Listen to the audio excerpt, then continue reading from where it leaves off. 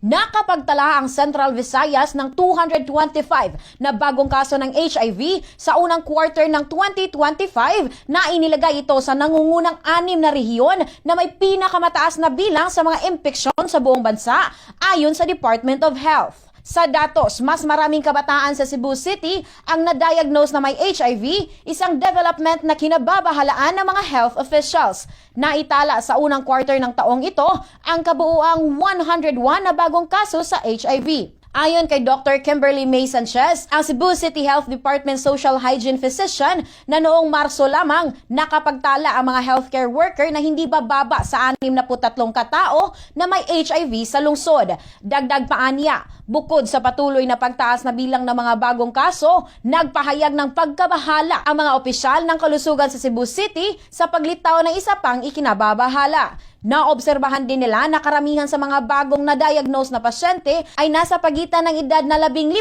at 34. Habang ang mga pasyente ng HIV na may edad na 15 hanggang 24 taong gulang ay bumubuo ng halos 27% na bilang ng mga bagong kaso. Napag-alaman na ang unprotected sex ay nananatiling dominanteng mode ng HIV transmission sa Cebu City na sinundan ng mga buntis na ina na nagpapasa ng impeksyon sa kanilang mga anak. For the first quarter of 2025, we already diagnosed 5,101 nationally, and then 255 ng 5,101 is coming from our region, Central Visayas. Sa Cebu City, this is again based sa first quarter, sa 2025. Most of our clients comes from the young adult, so that's 24 to 34 years old.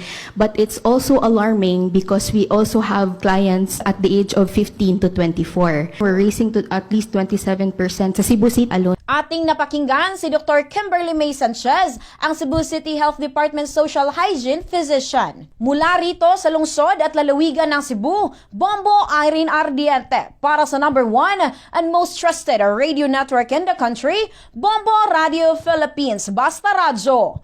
Bombo!